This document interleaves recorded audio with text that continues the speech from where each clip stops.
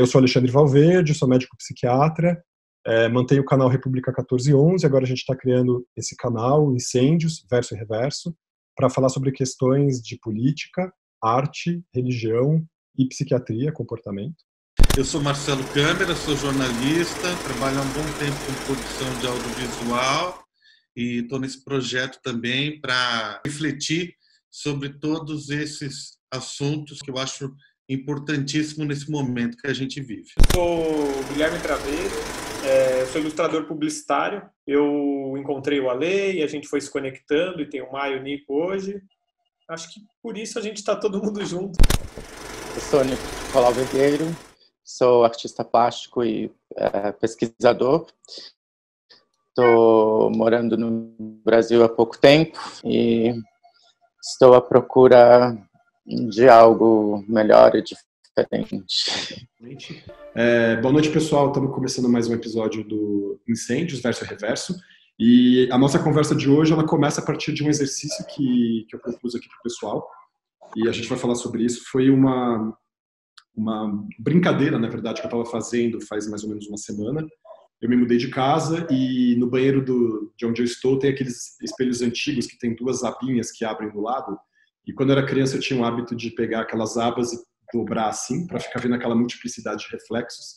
E aí eu fiz um exercício muito curioso que foi de tentar me manter o máximo de tempo possível me vendo no espelho e para tentar passar um pouco daquela fase do desconforto que é gerado pelo fato de a gente estar se olhando, e a gente sempre tem uma certa, quer dizer, a gente não, né? Eu, por exemplo, tenho, não sei se todo mundo tem isso, uma certa aversão de ficar se olhando muito tempo, e tentar experimentar o que significa ficar mais do que o tempo da aversão, então suportar a aversão e ver o que aparece depois.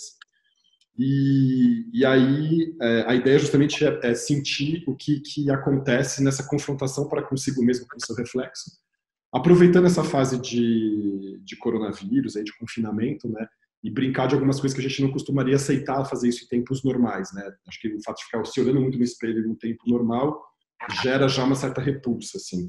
E aí eu pensei, bom, já que a gente está no fim do mundo mesmo, né, vivendo o apocalipse aqui, por que não pensar no que a gente pode experimentar de coisas que a gente nunca experimenta porque a gente não se deixa experimentar, né?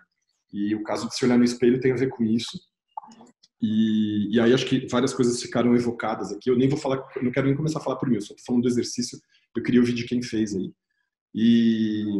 Mas as coisas que ficaram evocadas para mim nesse sentido foram, claro, a questão da autoimagem, né? E aí até pensando numa situação de desmorfofobia e tal, essa relação que a gente tem com a nossa própria beleza e com a nossa feiura, então entender também isso. Pensar a questão de nós como de mim como outro de mim mesmo a partir do momento em que eu me vejo no reflexo, e também a questão de narciso, né? E por que a gente tem tanta aversão a ficar se mirando, e por que o narcisismo ele tem, qual a leitura que a gente tem do narciso, e eu pensei em umas outras coisas em relação a isso que eu acho que podem ser interessantes como provocações, assim. Então, bom, foi essa brincadeira que a gente fez. E também, bom, ver, né, nessa confrontação com a própria imagem no espelho, se a gente conversa com a gente mesmo, se a gente se provoca, se a gente faz careta, se a gente dança, o que a gente faz, assim. Eu queria ouvir um pouco de vocês antes de falar da minha experiência. Alguém quer falar aí do que foi essa brincadeira? Você fez? Não, eu não fiz. Para falar bem a verdade, eu comecei a fazer e nessas das pirações, dos afazeres domésticos aqui e da loucura, acabei não fazendo. Porém, eu achei muito legal, quero ouvir sobre isso, porque eu também tenho algumas ideias sobre isso. Eu fazia muito isso, né? Não fiz agora no confinamento, mas eu costumava brincar muito disso e é interessante essa questão do olhar para o espelho, né? E tem esse aspecto do mal-estar, o desconforto que traz, a questão de se olhar, de se encarar, mas tem várias viagens que podem ser feitas a partir desse tema, né? Então, eu acho que é legal você falar um pouquinho se você fez e depois eu fazer algumas outras considerações, porque eu tenho bastante ideia do que falar sobre isso das outras vezes que eu já fiz. Nico, você já chegou a fazer isso também antes? Já, acho que diversas vezes também. E, tipo, assim, de curtição. E duas coisas. Uma, teve na faculdade, uma vez, numa aula de sociologia, dos exercícios, ou dos projetos que a professora deu, que tinha um escrito parte disso, mas era a gente, na verdade, super vanguarda, na verdade. Isso foi 2000, sei lá. E a professora propôs da gente se vestir do outro gênero e se olhar no espelho. E se olhar profundamente no espelho. E quase tentar se seduzir, uma coisa assim. E foi um exercício bem engraçado, na verdade. Então, eu tive essa experiência e o que me remeteu agora, ouvindo o Marcelo falar, foi que eu tive algumas fases na minha vida que eu estava quase obcecado com o meu corpo, com a minha imagem do meu corpo, e que isso faz tempo, que eu passava tempos me olhando no espelho e meu corpo para ver se eu tinha engordado, ou, enfim, fases que eu estava malhando muito. Tá, mas obcecado no sentido positivo ou obcecado no sentido negativo? Não sei, acho que os dois, na verdade. Isso eu acho que é o interessante disso tudo. Tipo, qual que é a linha tênue entre o negativo e o positivo de ficar se examinando. Mas era uma coisa de manter o meu corpo de um certo shape, entendeu? Acho que era uma coisa meio... Vigoréctica, assim. Tem um nome disso. Vigorexia, encaixar num padrão, tipo, de ter tanquinho, etc, entendeu? Legal. Enfim, vamos falar sobre isso. Maravilha. Gui, você quer trazer, então, qual foi a sua experiência? Como que você viveu isso, assim? Eu vou te jogar... A bem da real é o seguinte, eu nunca tive... Eu nunca fui familiarizado ou à vontade com a minha imagem. Então, assim, quem olha de fora tem uma visão do Guilherme e quando eu me olho no espelho eu não vejo esse Guilherme que as pessoas pontuam. E isso demorou para eu conseguir trazer para o meu trabalho, para o trabalho no dia a dia também, né, para o jeito que você se porta. E aí a gente trouxe isso da última conversa para fazer esse exercício. Eu não consegui fazer 100% e chegar nessa resolução que você teve de passar do desconforto e não sei o que lá, mas eu tenho a experiência da quarentena de exercício, de me exercitar aqui, de musculação mesmo, que eu não tinha essa regra. Eu sou uma pessoa magra e como e tomo refrigerante, não necessariamente eu sou 100% saudável, mas eu me alimento muito bem, mas eu tenho as estripulias que eu sempre tive. E por passar a fazer exercício, você passa a se olhar mais no espelho. Porque eu tô numa idade, eu tenho 31, eu tô numa idade que, cara, os músculos respondem do dia para a noite, assim, é assustador. Então, as pessoas normal demoram, sei lá, 2 dias e meio para as dores dos músculos passarem. Eu, com 1 dia e meio, meu metabolismo é meio acelerado, passa muito rápido também. Então, assim, eu tô vendo uma evolução, onde eu quero chegar, eu tô vendo uma evolução muito rápida de músculo, de corpo, né? E aí eu fico me olhando e quando eu me pego, eu tô mais do que o tempo normal me olhando no espelho. Coisa que eu não fazia anteriormente. Mas numa coisa prazerosa, assim, E como que é isso? Mas é num movimento prazeroso, de autoembevecimento? É num movimento vaidoso? Você estava falando de vaidade, né? Por que você falou de vaidade, assim? Quando a gente falou de narcisismo, né, o tom era narcisismo, né? Eu não sei a diferença entre vaidade e narcisismo. Eu consigo entender que a vaidade está em você conseguir se arrumar e se gostar, e o narcisismo você ultrapassa esse limite, né? Mas eu me passei a ficar um pouco mais vaidoso com a minha imagem, que outrora era só um cabelo normal, corpo ok, passa desodorante na frente do espelho. Agora não, você tem mais tempo para isso, né? Então, por isso que eu acho que eu não fiz o exercício todo. Posso até a gente fazer isso e conversar isso depois, claro. Mas eu não sei a necessidade de fazer ele inteiro, sabe? Claro, mas você tem uma questão com... Você já passou por alguma fase de você não entender a sua própria beleza, você se acha feio, você se acha bonito ou não? Como que é essa questão, assim, do teu olhar para consigo, assim? E você Então, sente que isso não, está mudando com a... Porque você falou assim, você traz a questão do coronavírus como o fato de que você começou a ter uma disciplina, um cuidado. Isso é interessante, né? Essa coisa autorreflexiva, assim, né? eu acho que entra no autoconhecimento mesmo. Uhum. O que eu mais quero bater nesse discurso é no autoconhecimento. O autoconhecimento, ele diz até de cada pelo que você tem, ele diz se você conseguir olhar as cores que você tem dentro do seu olho. Quando eu falo de arte, né, na minha frente tem tubos de tinta de cores diversas, essa é a mesa de administração de trabalho, então eu passei a prestar atenção mais em tudo, né? E acho que as pessoas também, eu tenho escutado bastante das pessoas que estão à minha volta, tipo, agora estou mais atencioso. Você chegou a comentar, né, tem dançado mais. A palavra dançar me traz a balada, me traz um evento, me traz uma festa. E não o dia a dia, o cotidiano, né? Dançar o quê? Cozinhando, dançar na frente do espelho, dançar no banho, sabe? Dançar o tempo inteiro, né? Acho que para qualquer coisa... Sempre que eu saía de show de música, eu ficava pensando, cara, por que a gente não se movimenta assim no nosso dia a dia, né? Por que a gente tem que andar só ereto, assim, né? A gente podia andar meio cobra, assim, né? Fazendo as coisas, mas não pode, né? Você tem que meio performático. É. Poderia ser mais performático. Então, mas você pode dançar sozinho, né? Você pode dançar no banheiro, você pode dançar na frente do espelho, justamente fazendo essa brincadeira. Acho que dançar tem... Dançar, para mim, é uma evocação ao sagrado, assim. Se conectar com o corpo de um jeito muito especial. Então... Não, eu ia só falar, tipo, de trazer uma coisa, tipo, meio óbvia, mas esse negócio do corpo, de malhar, de mudar o corpo, ou mesmo envelhecer, você tem um registro, né, material do que você está fazendo. Eu me lembro quando eu comecei a malhar, sei lá, no final da adolescência, e a primeira vez que você vê uma mudança no seu corpo é muito poderoso. Você fala, gente, eu consigo mudar meu corpo de maneira X, você se sente em controle com esse registro visual. E eu estava pensando aqui, tipo, terapia, outros melhoramentos psicológicos ou tal, você não tem esse registro, né? Tipo, você tem esse registro não visual, você tem um outro tipo de registro, de repente, no seu temperamento, no seu ritmo. Mas esse negócio de você ver impresso no seu corpo o resultado de que você está fazendo é muito direto, é muito poderoso, assim, né?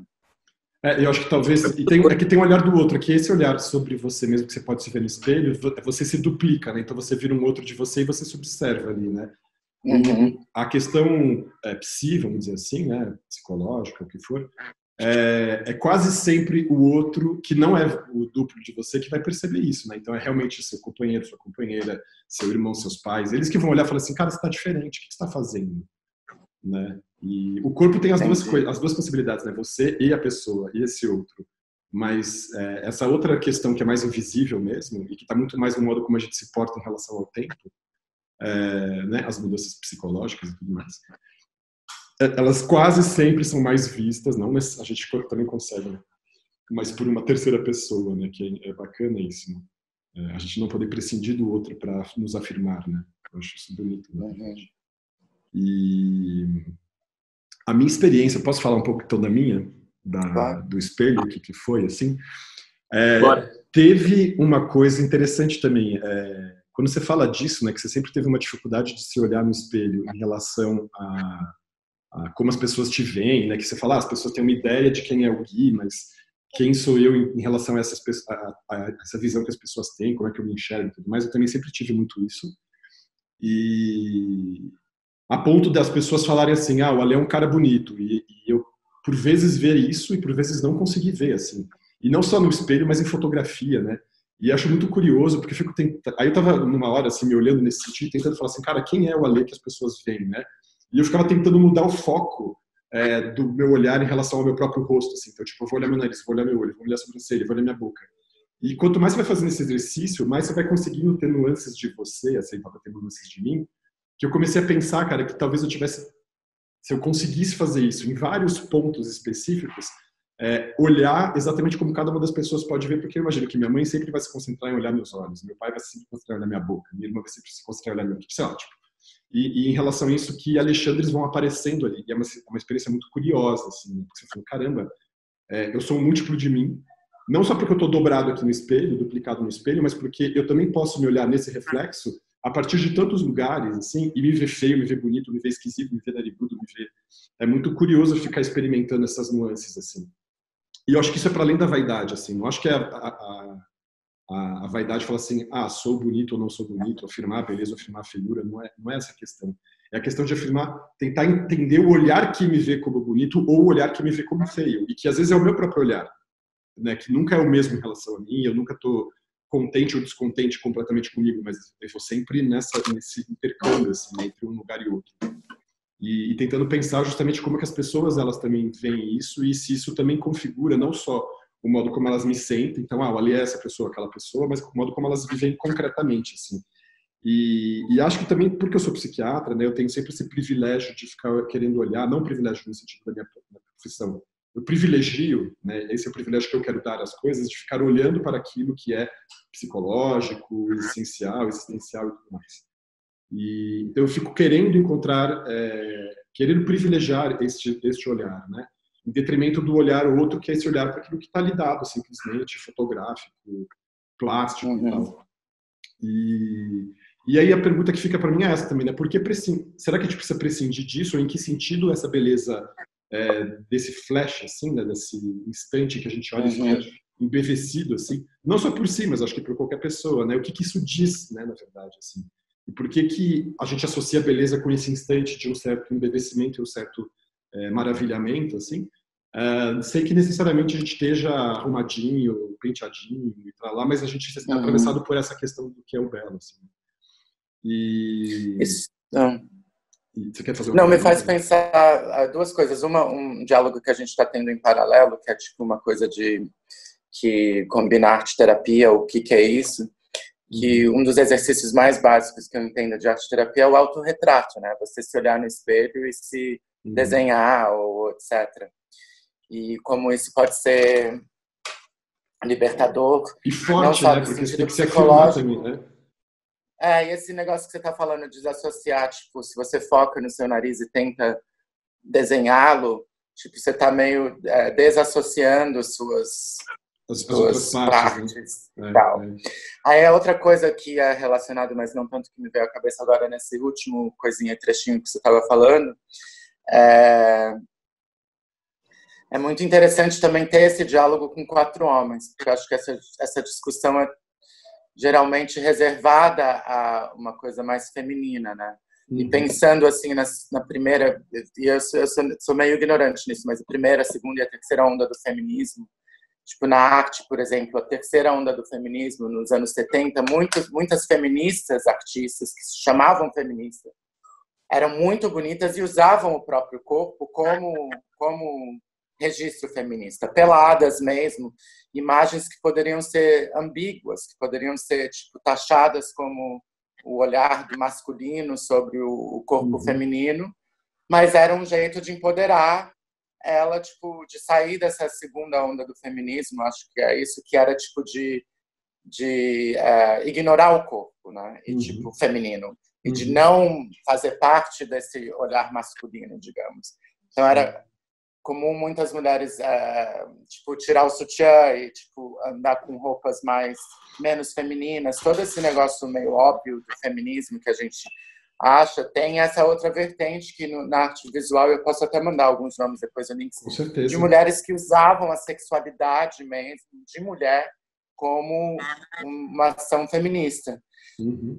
Então, só para pensar que tipo, acho que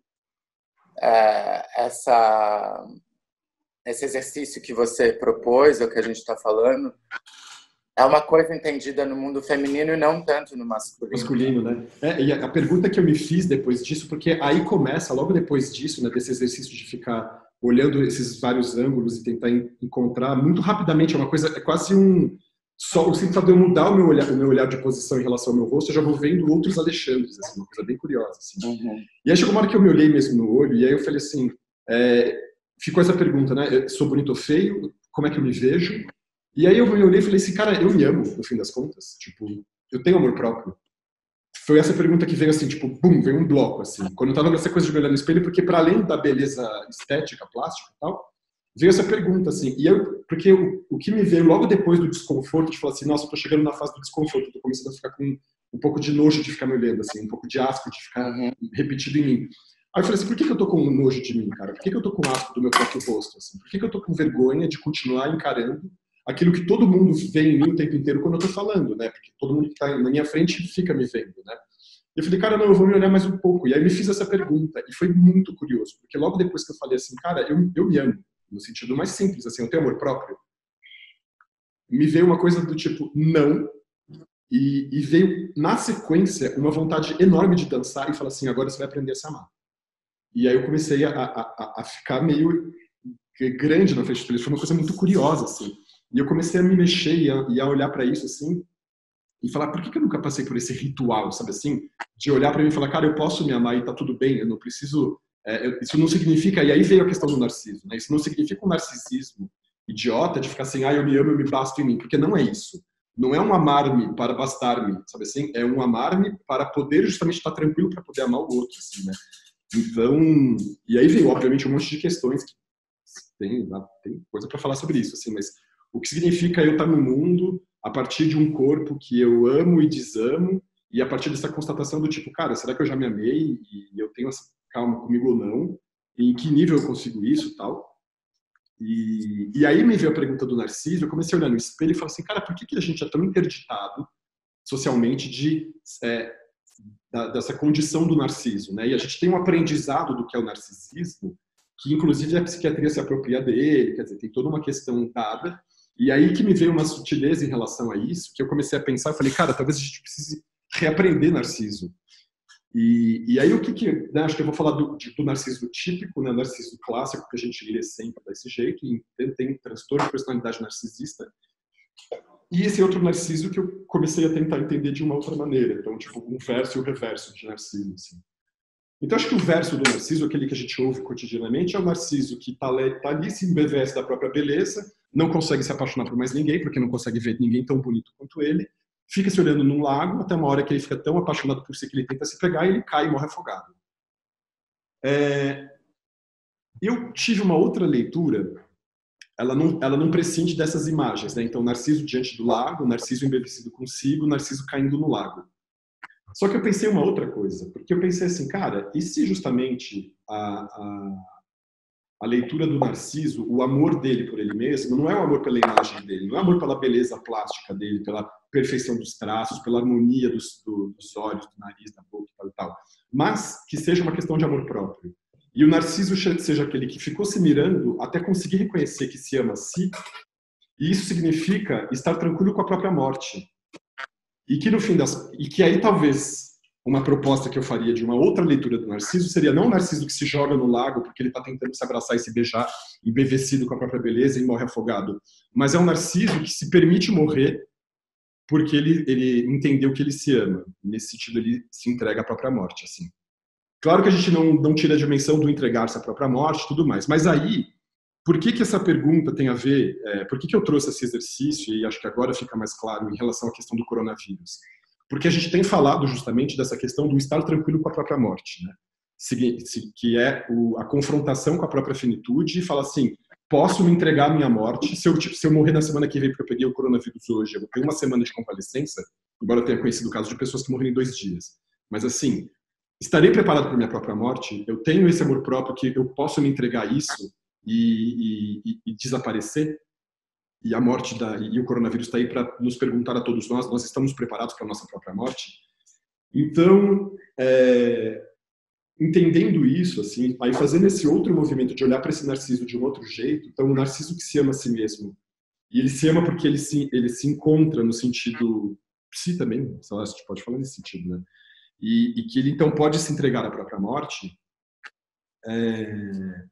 significa o que essa completude? Significa o que essa satisfação? E quando ele se entrega à própria morte, quem é que ele encontra? Ele vai encontrar o próprio reflexo, ele vai encontrar o nada, ele vai se transformar numa flor, né, que se chama narciso hoje, que é uma florzinha que cresce nos pântanos da Europa que fica olhando para o reflexo na água, assim, aquela florzinha amarela. E aí eu pensei, aí depois disso, quem Narciso encontra depois de se entregar à morte, não porque ele quis se beijar no reflexo, mas porque ele se entregou a essa morte, eu pensei em Dionísio, que é o deus grego do Renascimento, né? É o deus que foi apropriado pelo cristianismo, né? Toda a questão do Natal, da morte, do Renascimento. Dionísio, ele não é só o deus da loucura do vinho, da ebriedade, ele é o deus da vida que se sobrepõe à morte. Por isso que o símbolo de Dionísio tem um barulho ali acontecendo. É por isso que o símbolo de Dionísio, imagina, é aquela planta Hera, né? Que ele enrola no tirso, que é aquele pau com a ponta da fruta do pinho ali europeu. Por quê? Porque a Hera, né, essa planta aí que é consagrada a Dionísio, ela é a única planta que sobrevive ao inverno europeu, que fica viva e verde apesar da neve, apesar do frio e tal e tal. Então, e Dionísio é aquele deus que morreu no momento em que a mãe dele foi fulgurada por Zeus, né? Porque a mãe de Dionísio era uma mulher, Semele, né? Era uma mortal, e ela recebia Zeus na casa dela e tal. E ele engravidou. E aí teve um dia que ela fez um pedido para Zeus. Ela falou assim: eu queria que você realizasse um desejo meu, senão eu não vou me entregar para você hoje. E o Zeus já sabia o que ela ia perguntar, porque ele é Zeus. Ele falou: não me faça isso. Ela falou: não, eu quero. Aí ele falou: bom, paciência, né? Ela já está pedindo. Ele falou: tudo bem, eu vou fazer. Aí ela falou assim: eu quero te ver nu, porque ele sempre vinha vestido, né? A hora que ele tira a roupa dele, ela é fulgurada, porque ele é um deus, né? O trovão, mas ela não ia aguentar. Ela morre fulgurada, e como ela estava gestante, ele tira o bebê da barriga dela e coloca na própria coxa. Então, Dionísio também é esse deus que morre menino e renasce depois da coxa do próprio pai, menino. Então, ele é o deus menino, ele é o deus do renascimento, ele é o deus ressurrecto, que depois o Cristo vai ser o ressurrecto após a morte dele como adulto, mas, quer dizer, tem vários elementos aí da história de Dionísio que foi apropriado pelo cristianismo. Assim. E aí, só porque eu estou fazendo essa digressão, porque eu acho que para depois dessa pergunta sobre o amor próprio, e depois que a gente entende que talvez que Narciso possa ser esse que se entrega à própria morte porque ele entende que ele se encontrou, isso aqui não tem nada a ver com suicídio no sentido tolo da palavra, tipo, me encontrei, agora vou me matar. Não é isso. É essa questão de estar tranquilo com a própria finitude porque você se cumpriu e você se entende um cumpridor da própria vida. Assim. E aí, a minha resposta nesse momento, né, que eu estava ali na frente do espelho e tudo mais, foi começar a dançar. E aí, nesse sentido, encontrar Dionísio, porque então é a dança, a efusividade, é esse calor. Mas que eu comecei a associar com a entrega a essa deidade, que é a deidade da ressurreição, da vida que vai vir após a morte, da vida que vai se plenificar novamente após ter sido completamente aniquilada pelo inverno. Né? Então, e aí nesse sentido, retomando a questão do coronavírus, é pensar que o coronavírus é esse grande inverno que nós estamos vivendo, né? E que inclusive piora mesmo quando chega o inverno. Então é a morte, é o frio, é a gente se recolher, a gente se fechar, é a gente se travar como no inverno, a morte que fica rondando o tempo inteiro, e o resistir a essa morte é assumir a posição dionisíaca. E estar preparado para poder suportar o após disso, né? O renascer depois desse grande inverno. Assim. Então, quando eu propus esse exercício, eu tinha passado por isso. Assim. Então, eu estava pensando que a gente poderia conversar sobre essa questão do que significa estar tranquilo com aquilo que a gente com aquilo que a gente realizou e realiza, e como a gente se realiza e se cumpre na vida. E em que sentido isso nos dá a liberdade de nos entregarmos para a morte, não no sentido concreto de um suicídio, mas no sentido de uma libertação, para uma entrega à vida, que significa um desprendimento. Acho que a gente pode ver morte em diversos sentidos, né? Um enlutar-se por aquilo que você já foi, que você está se desprendendo disso, para justamente poder renascer, né? Então, eu comecei a olhar o Dionísio um pouco nesse... não só Dionísio, mas Narciso um pouco nesse sentido, como aquele que vai nos levar ao dionisíaco. E aí eu comecei a pensar nesse sentido, por que será então que o Narciso foi tão rechaçado pela cultura ocidental? Será que tem a ver com isso? Será que tem a ver com a possibilidade desse reconhecimento de que ele faz essa passagem, essa entrega do nosso ser para Dionísio, e aí o cristianismo precisava renegar isso e colocar então, exatamente isso que eu estava pensando. Como vaidoso. Então, assim, Narciso foi exaurido do seu ser. Então, ele ficou uma figura patética, uma figura que simplesmente está olhando para os seus traços, que se apaixona e cai. Quer dizer, eu acho esse mito tão mal contado, tão pobre, tão superficial, que eu fico pensando, mas será que Narciso foi só isso? Então, não sei, são perguntas, né? E aí a questão fica. Acho que essa pandemia está me fazendo pensar os reversos dessas histórias que a gente está tão acostumado a ouvir e a papagaiar e a falar sobre isso e a determinar uma personalidade narcísica, isso, aquilo, outro. Então, sei lá, me deu a pensar essas coisas. Me soa bem essa definição do narciso que a gente tem, me parece, quando você estava falando, eu estava pensando justamente isso. Quando que foi essa... Parece uma coisa bem cristã, católica, sei lá, que é uma coisa que, se você se vê como Deus, você está afrontando Deus, né? Tipo, ninguém pode ser essa pessoa superior. Você tem que sempre se sentir inferior a esse Deus, né? No momento que você tem amor próprio nessa magnitude de morrer, sei lá, você está se colocando na mesma base, assim. E acho que isso é extremamente proibido, né? Exatamente. E a entrega para essa mudança, porque eu não estou, de novo, né, não estou falando aqui da morte e suicídio, da morte e morte, estou falando da morte no sentido do abandono daquilo, da determinação de uma finitude que vai instaurar a partir de um fim um novo começo. Então, da morte num outro sentido mais amplo, né, não a morte só no sentido da supressão da vida. Então, por que a gente não pode confrontar justamente as definições de morte e de vida e ficar achando que então a vida é uma coisa, a morte é morte na supressão do corpo e só isso que o cristianismo permite a gente pensar? E falo, não, cara, eu quero me entregar de um outro jeito para a minha história e para as minhas deidades, assim. Será que isso daqui é um processo litúrgico que eu estou criando para mim mesmo, para conseguir me conectar com aquilo que é mais sagrado para mim? Embora eu seja ateu, mas será que então, se eu me espelhar na cultura grega, que é a que eu mais conheço, poderia ser outros? Acho que quem está apropriado e imerso na cultura politeísta de matriz africana é maravilhoso, né? Já deve estar fazendo isso há muito mais tempo e eles devem olhar para mim fazendo esse exercício e falar, nossa, amigo, tipo, o que você está achando daí, né? Vamos conhecer a cultura afro-brasileira, então. Mas é muito interessante isso, que mesmo a maneira que eu como ocidental entendo, fui introduzido a cultura, o espiritualismo oriental, é tudo meio relacionado com não negar o corpo, mas transcender o corpo. E é muito curioso essa noção, que a imagem, a carne, a beleza até própria, pode ser o que leva a essa transcendência, né? Não é... A gente aprende muito cedo que, tipo... Claro que tem o negócio do autoestima ou da autoestima que é entendido através do como você se vê, como você vê seu corpo, mas sempre tem quase um binário, né, que colocam a carne e a espiritualidade vão em conflito.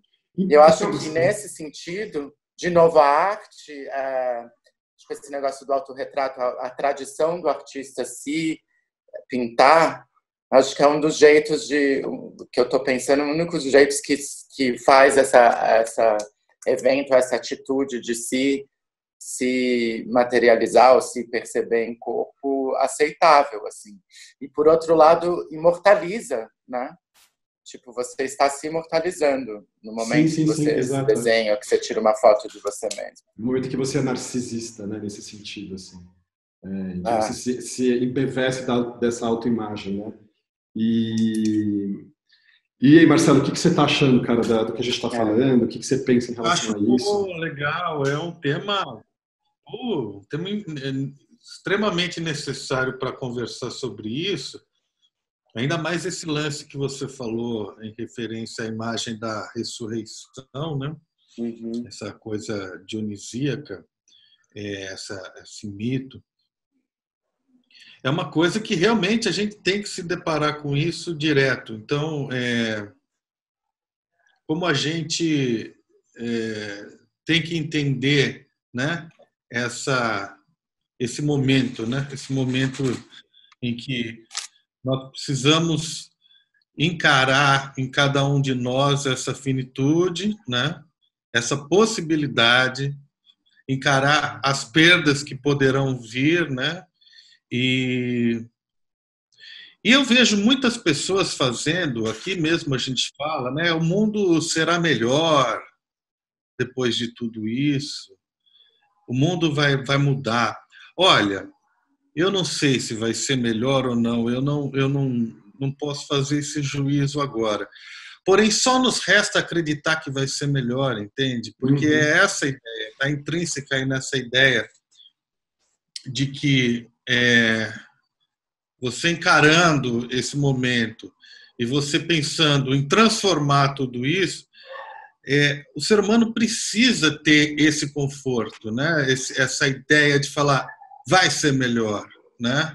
Porque senão é você se entregar para a morte de uma forma, né, extremamente pessimista e sem nenhum tipo de ação.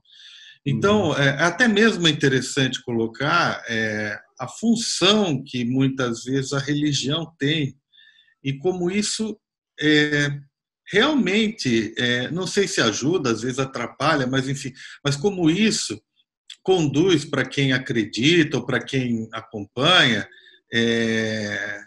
e constrói, de certa forma, algumas fortalezas na pessoa.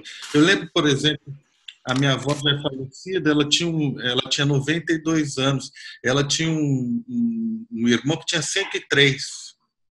Então, no interior, lá, eles faziam umas missas, eles eram católicos fervorosos e eles faziam umas missas a céu aberto que as pessoas levavam as cadeiras para sentar, tal, não sei o quê, e eles ficavam em pé. Então, os velhinhos que já tinham, sei lá, uns 70, 80 anos, falavam, senta aqui, tal, e eles, não, eu não vou sentar, eu estou aqui porque eu tenho um...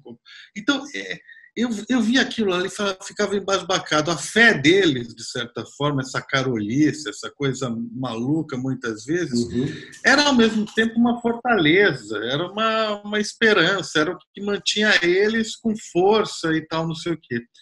Por mais que eu não tenha acompanhado nenhum tipo de religião, não sou um religioso, enfim, eu vi aquilo como assim, poxa, realmente facilita um pouco a vida você ter uma base, assim, né? Uma coisa de falar, bom, vai dar tudo certo. Eu não concordo, por exemplo, quando muita gente fala assim, eu não vou pegar o coronavírus porque eu tenho Deus ao meu lado, eu sou de Deus, então eu não vou pegar, tal, não sei o quê. Não é bem assim.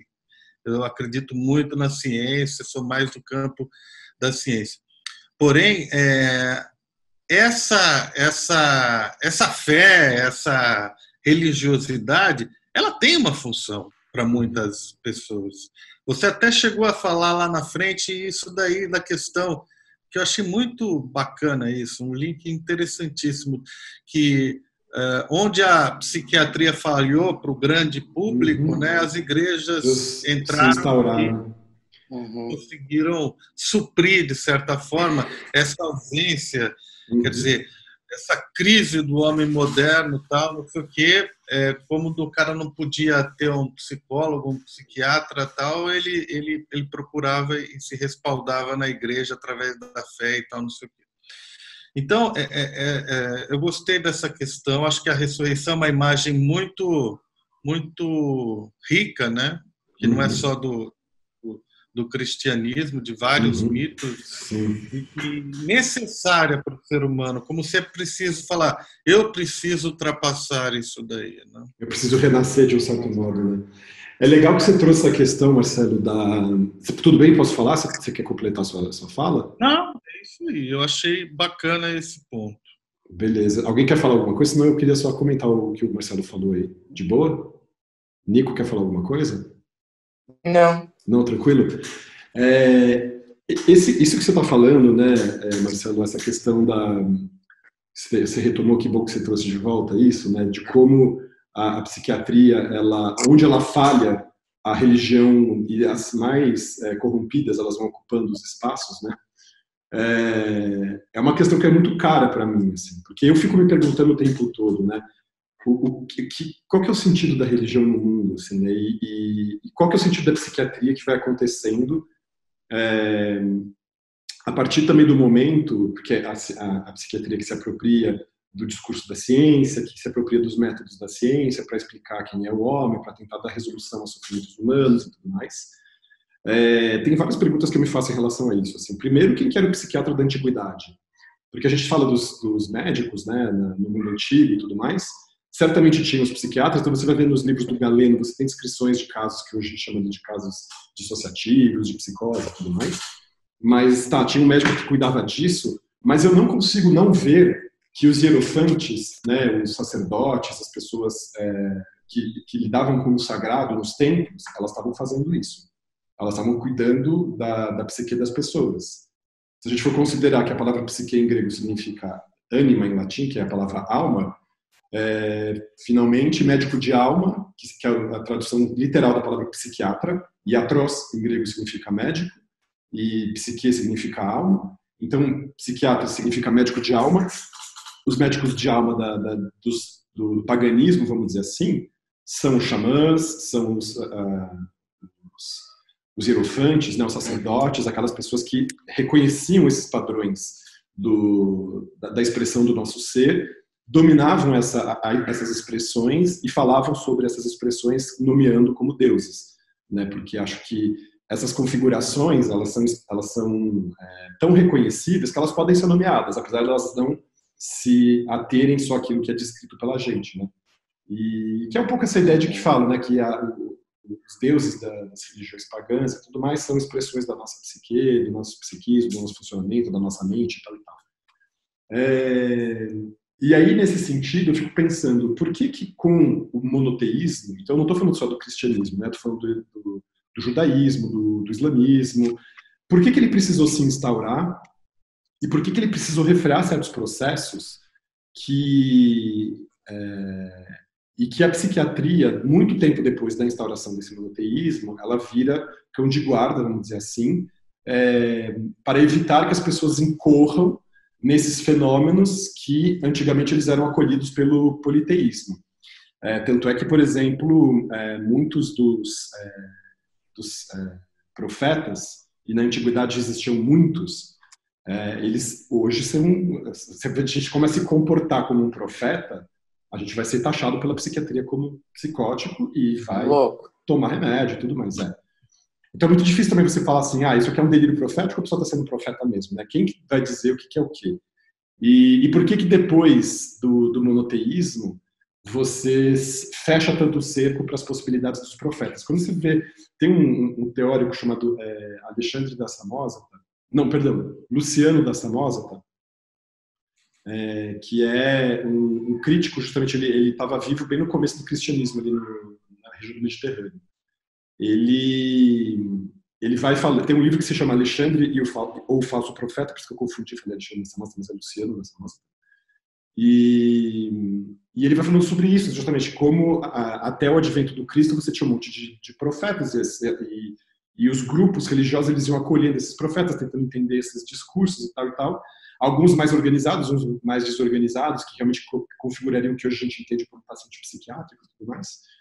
Mas por que a gente começou a balizar certas experiências epifânicas,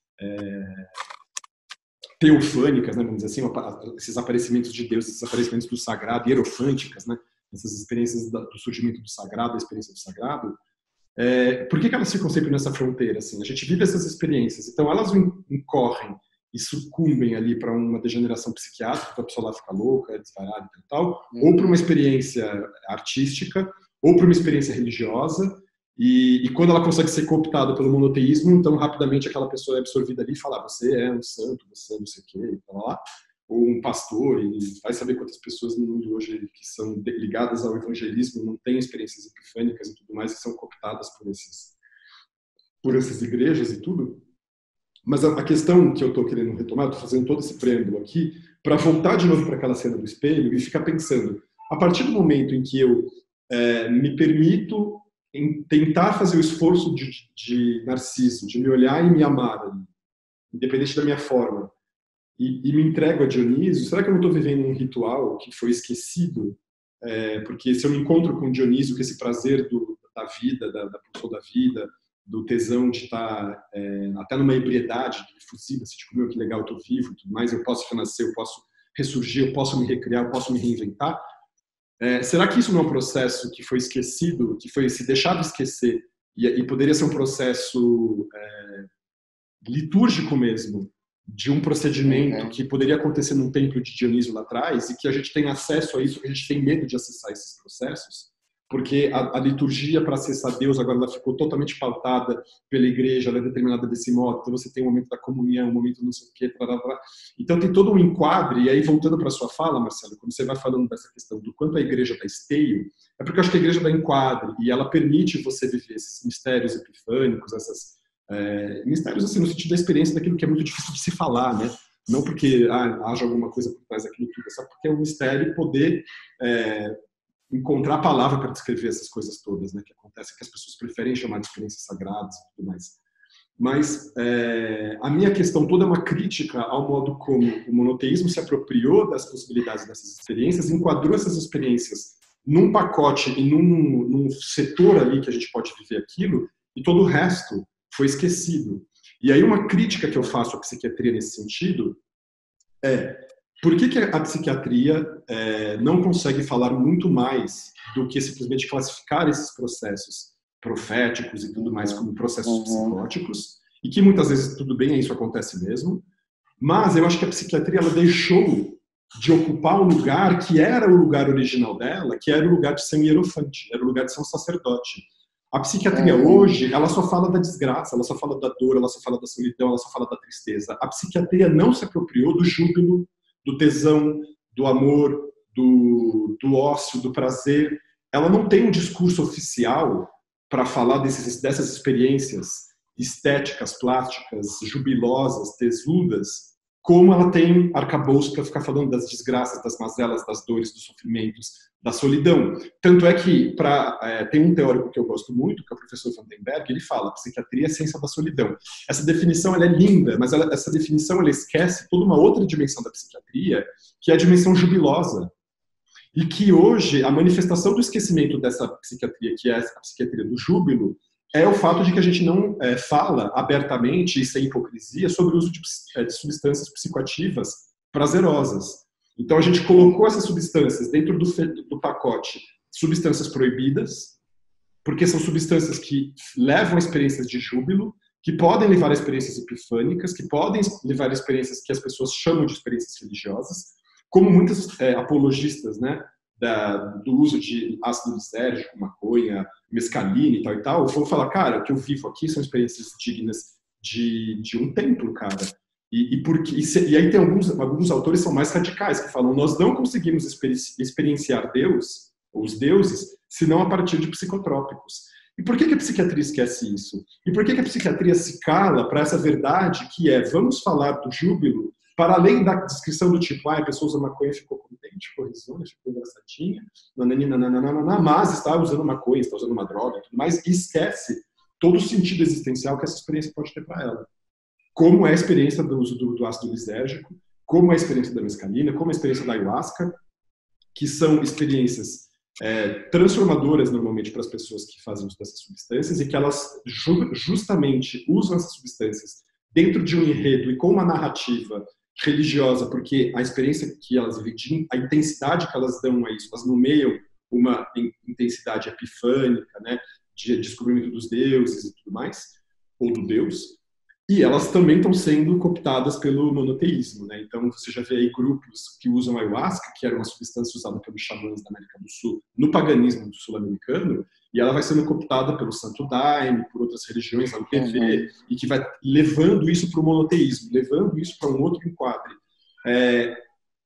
Qual o medo que o monoteísmo tem da liberdade, da gente poder evocar e associar as nossas experiências a outros deuses que não são os deuses, ou Deus que eles nomeiam, ou as entidades santas que eles nomeiam no monoteísmo, que seja o Espírito Santo, a Nossa Senhora, o Pai e o Filho, e tralalá.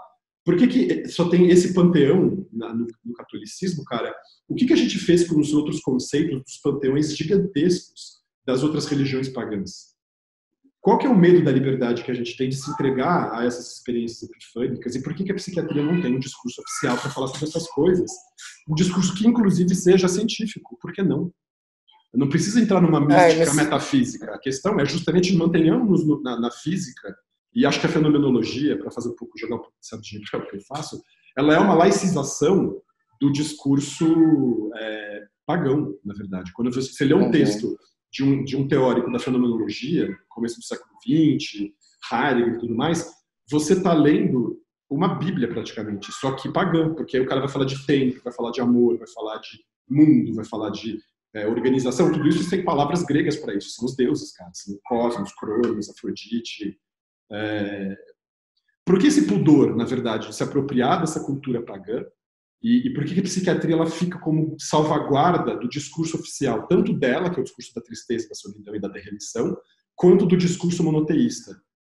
E embora haja muitos psiquiatras que sejam ateus e tudo mais, mas ainda assim, ateus no sentido de que eu prefiro um discurso do médico de alma que olha para a parte científica do que tentar entender todas as outras experiências jubilosas aí. Então, uma pergunta, uma historicamente, um comentário, sei lá, para vocês falarem sobre isso, pessoal. Não, eu queria perguntar uma coisa. Historicamente, a psiquiatria eu sei que é super recente, né, como ciência. E ouvindo você, me parece que a psiquiatria surgiu realmente para lidar com esse conflito moralista que o monoteísmo afunilou dentro dos humanos, sei lá, uma coisa assim. E qual é, tipo... E é muito, muito interessante ouvir isso, que, tipo, a psiquiatria é tipo um jeito de lidar com esse conflito e não de necessariamente oferecer uma outra visão, né? Tipo, do politeísmo. E pensar nisso, por que um louco, um cara... Eu sei que tem coisas muito sérias, mas uma pessoa que se acha uma coisa, por que a psiquiatria não encoraja isso em vez de podar, né? Pensando assim, em identidade quando a gente é criança ou adolescente, aquele negócio tipo das Spice Girls, que você fala, eu sou não sei quem. Não, eu sou não sei quem.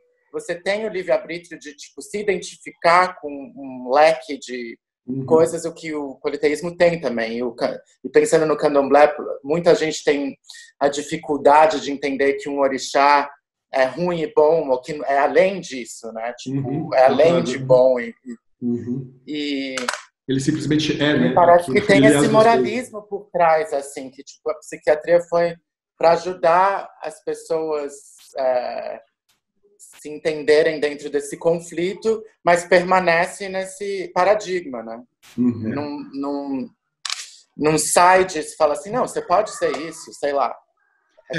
Eu acho que uma das questões que são bem interessantes em relação ao que você está falando, Nicolau, são os povos que conseguem se colocar em estados de transe, em estados dissociativos, em estados psicóticos momentâneos para fazer a experiência dessas divindades e depois se reorganizarem.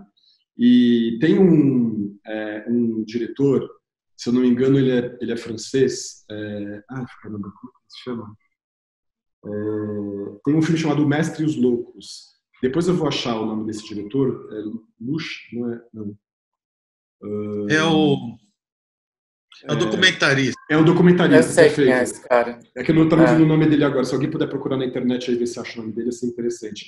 E ele tem um documentário justamente que vai mostrando as pessoas entrando nesse estado de transe e desorganização, que um ocidental olhando falaria, cara, psicótico ou histérico ou em transe dissociativo e tudo mais, que é uma condição que se trata com um antipsicótico, e a pessoa vive naquele instante, né, que dura um tempo, não um instante, né, dura um momento ali, algumas horas e tal, uma transformação das angústias dela num processo violento ali, psicamente falando, você fala, uau, caramba, né? E que está apropriado pela religião local como um fenômeno transformador. Então, e você vê ali depois na constatação, o documentário passa, você vai conversar com as pessoas, elas estão ali conversando, sorrindo, agindo, você fala, cara, como é que no dia anterior eles estavam naquele estado completamente desorganizado, mas que tinha sido acolhido e encaminhado por esses xamãs, ou que for ali o sacerdote que lida com aquela situação, e transformado numa experiência de cura. Agora, é muito difícil isso, né? Porque eu não estou querendo recusar a psicose, eu quero dizer que toda psicose ela é um estado profético e nada disso, mas eu estou querendo dizer, a experiência, ela abre para essas situações em que a pessoa sim vai ficar com a constatação naquele instante pelo júbilo que ela vive, ou pela intensidade daquilo que está acontecendo, tipo, nossa, sou Deus, eu sou alguma coisa maior do que eu mesmo e tudo mais. E claro, a gente não consegue se manter nesse estado normalmente. Então, tem um hiperaquecimento ali cerebral que você precisa resfriar para a pessoa poder continuar tocando a própria vida, porque ela não consegue ficar naquele modo, naquele estado e se cuidar. Então, tem uma... Assim, essa questão é profunda, acho que a gente pode ir para vários lugares, mas a questão é, quase sempre, depois dessa vivência, a gente vira e fala para aquela pessoa, o que você viu foi uma psicose, engole isso aqui são todos os sintomas da sua psicose, tenta esquecer ou enfia no pacote, isso aqui é um sintoma, não olhe mais para isso. E por que a gente não pode olhar para aquela questão e falar assim, por que a pessoa se interrogou ali naquele período que ela era Deus? Ela não é Deus, ok. Até porque eu não acredito em Deus no sentido de, é uma coisa encarnada e tal e tal. Então, tudo bem, isso está claro para mim. Mas o que não está claro é, se aquela pessoa viveu aquela experiência e enunciou daquele modo, significa que aquela experiência revelou a ela a experiência do sagrado dela e a plenitude que ela pode sentir naquele momento, que o nome que ela consegue dar para aquilo. Porque culturalmente ela aprendeu aquilo, é Deus.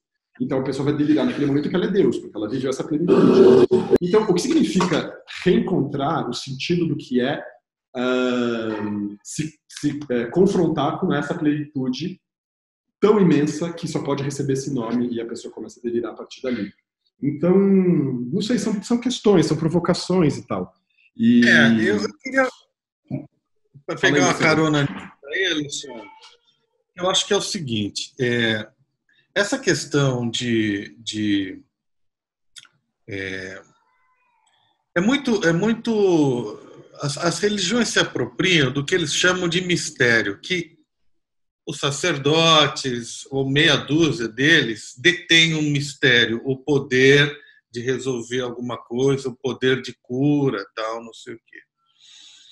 E não confere ao fiel ou ao indivíduo a própria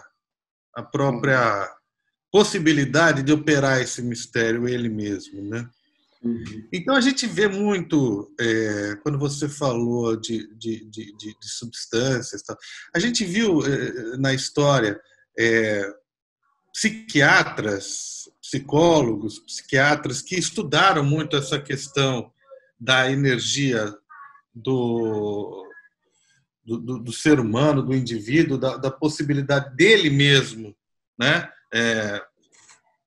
Do sagrado dele mesmo. Então você tem o Timothy Leary, né? que foi um psiquiatra que estimulou muito o uso das drogas psicodélicas, né? do LSD, né? E que, de certa forma, ele foi considerado o homem mais perigoso do mundo na época pelo FBI, né? Assim, foi perseguido, tal. Ele tinha assim muitas coisas na biografia que eram questionáveis, assim, mas que ele era um cara que tinha um conhecimento formidável dessa questão e da questão. E por que ele foi considerado o homem mais perigoso? É incrível isso, né? Qual o perigo que ele oferecia concreto? Exato. O perigo era conferir a cada um que fizesse, de certa forma, o uso dessa substância, se deparar com essa questão da finitude, da mortalidade e superar isso,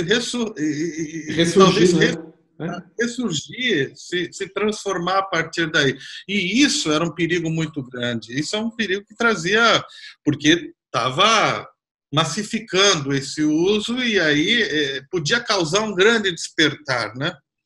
E aí entra essa questão de como as drogas são encaradas hoje em dia, né? Não, é incrível o que você está falando, Marcelo. Vou falar do LSD agora. Por que a cannabis entrou nessa onda aí? Se a gente sabe que, porra, não tem nada a ver, né?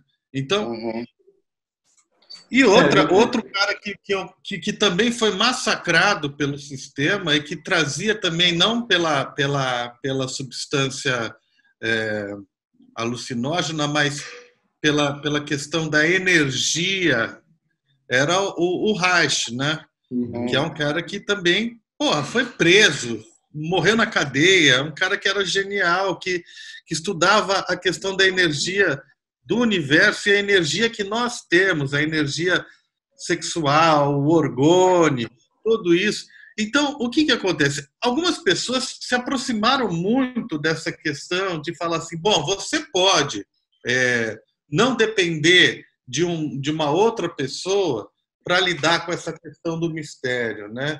Você pode usar a sua energia, você pode fazer o uso de certas substâncias que vão te estimular a ter insights, a ter vivências, tal, não sei o quê. E realmente tudo isso foi trucidado. E o que fica, hoje nós temos essa questão do Daime, nós temos essa...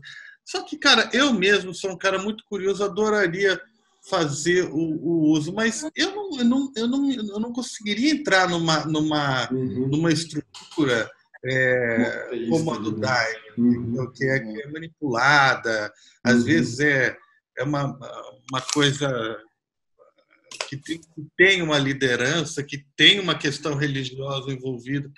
Então, eu acho que sim, eu acho que fazendo um pouco o link de todo esse balaio aí com o que a gente está falando de olhar no espelho e deparar-se com si mesmo, né? Com suas imperfeições também, perfeições, reconhecer, fazer esse exercício até vir um certo mal-estar, né? Ver a sua condição frágil, às vezes, diante daquilo ali, não se reconhecer muitas vezes no reflexo do espelho. Lembrando que o reflexo do espelho lembra uma questão que é o seguinte: será que sou eu através do espelho ou é um... Eu sou o reflexo, né? Então, a reflexão mostra que... Marcelo, essa frase sua cortou na hora que você estava falando. Você quer repetir? Porque deu uma engasgada na internet e ficou... Quer dizer, ao olhar para o espelho, a questão é: será que sou eu no reflexo do espelho ou será que é um outro que está ali, né? Então, todo esse questionamento está sendo feito no momento em que a humanidade se coloca realmente em dúvida do que será o futuro. Tudo isso está sendo colocado, né? E encarando realmente essa nossa condição falível, né? Essa condição finita, essa questão vulnerável diante de tudo isso, e que eu acho que é um exercício que devia ser até mesmo prolongado para ver qual seria. Essa vez, como é que eu me senti? E agora? Como é que eu me senti? E agora? Porque é uma questão da aceitação, né? E é interessante isso, da aceitação. É engraçado ouvir isso, um parênteses. Agora a gente tá todo mundo se olhando, né? Nas comunicações, mais do que nunca, no telefone, a gente está sempre se olhando. E é engraçado isso, tipo, ligando atrás do que você falou, tipo, da religião e da psiquiatria, tipo, te entendendo. Me parece que sempre a nossa identidade é mediada através de alguma coisa, seja religião, seja um pastor, ou não sei o quê. E esse negócio no espelho de se olhar é tipo você mediando a sua própria imagem. Exatamente. Você sendo o seu próprio hierofante, perfeito. Você sendo sacerdote dessa liturgia que você está vivendo naquele instante. É exatamente isso que eu vivi. Você está mediando essa... Você é o médico. Exatamente isso que eu fiquei achando curioso, porque assim, o que me faz agora, a sua fala me ajudou bastante a entender uma questão, Marcelo, que acho que é uma coisa que me deixava muito desconfortável em relação ao monoteísmo, né? Eu fui criado numa família católica, fiz primeira comunhão, aquela coisa toda, e estudei em escola de padre, depois escola de freira, tal, e sempre tive um desconforto, porque acho que agora está ficando mais claro para mim. Essas igrejas, essa religião, né, catolicismo e tal, ela tem uma coisa exclusivista, no sentido de que assim, o sagrado é a Trindade, é Deus, o Pai, o Filho e o Espírito Santo. Você, sendo mero mortal, você está excluído do sagrado nesse sentido. Você pode venerar esse sagrado, mas você não pode ser atravessado por ele. De um certo modo, era muito isso que eu via. Era assim, você é pecador, você está longe disso, você está longe dessa Trindade, você está longe da experiência sagrada. E eu nunca consegui me sentir incluído na minha necessidade de entender as minhas experiências sagradas, vamos chamar assim, as minhas experiências profundas, os meus silêncios mais dolorosos em relação à minha própria vida, e que eu acho que é o contrário da experiência pagã. A experiência pagã é aquela inclusiva, é da religião inclusiva, daquela assim, cara, você vai ouvir todas essas histórias sobre todos esses deuses, porque a sua vida vai ser composta desse mosaico.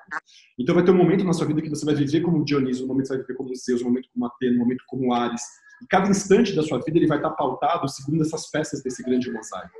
Então você tem que conhecer os deuses E na inscrição que tinha no templo de Apolo, em Delfos, era conheça-te a ti mesmo, porque na tua vida vão estar declinados os deuses. Você vai acontecer e toda a sua existência ela vai ser matizada e colorida por esse colorido que significa cada uma das deidades. Tal. Então, é uma religião em que você é piamente, profundamente atravessado pelo sagrado constantemente. Eu estou aqui falando com vocês, talvez numa concepção pagã, eu poderia dizer que eu estou acontecendo em Hermes, se eu estou sabendo me comunicar, que eu estou acontecendo em Apolo, se eu estou sendo claro, que eu estou acontecendo em Atenas, se eu estou sendo sábio, que eu estou acontecendo em Efesto, se eu estou sendo ardiloso e conseguindo o meu intento, se eu estou acontecendo em Dionísio, se eu estou sendo jubiloso e tudo mais. Então, e será que essa conversa, eu estou acontecendo como em relação ao monoteísmo? Eu estou acontecendo como pecador, cara. Primeira coisa, eu estou sendo herege aqui. Então, é uma religião que, por si, os mais aferrados a ela, me olhariam e falariam assim, quem é esse cara? Esse cara aqui está falando coisa demais. Esse cara está achando que ele é um hierofante. Esse cara está achando que ele é um porta-voz do sagrado. Não. Porta-voz do sagrado não é nenhum de vocês, seres humanos, não. Porta-voz do sagrado somos nós que passamos por esse processo de formação teológica aqui dentro da nossa igreja, com aquilo que a gente entende que é experiência sagrada e você não sabe o que é isso, fica fora. E o interessantíssimo é justamente porque essa brincadeira no espelho, ela abre esse lugar. Ela abre esse lugar dessa confrontação, Marcelo. É perfeito você ter lembrado disso. Nessa hora que dá esse bug, que você olha para o espelho e fala, caralho, eu tô olhando para o espelho ou eu sou o reflexo daquele outro que está olhando para o espelho que é do lado de lá do espelho? Então, cadê eu? É uma coisa que é muito rápida, dá um bug, dá uma sensação muito de vertigem, você fala, caralho! Aí volta e fala, não, tá bom, eu tô aqui. Mas é óbvio que do lado de lá o espelho também tá falando a mesma coisa, né? Eu tô aqui. Aí todo mundo se olha e fala, nossa, será que tá todo mundo numa espécie de diante de um grande portal com todos os Alexandres aqui, se olhando e dando risada e tal? Então, é muito interessante esse... Tem um negócio interessante na fotografia que me inquieta, né? Porque eu sempre fotografei, meu pai tinha câmera e tal, eu, quando moleque... pegava, e meu nome é câmera, então imagina, já estava ali, né? Nasceu com a necessidade de pensar sobre isso, né? Uma coisa que me inquieta é o seguinte, tudo que você fotografa não é o que foi realmente, quer dizer, o clique, ele tem um tempo de registro que não é o tempo presente, não é o tempo que você fez a foto. Então você estranha muito, fala, mas eu não fiz isso. É complicado. Aquela pequena distância entre apertar o botão e fazer o negócio registrar. É muito detalhe. Mas assim, o que você está fotografando, de certa forma, tem um tempo que vai processar e que mostra outra coisa. É muito interessante também você falar... Desculpa, Marcelo, manda lá. Oi, perdão.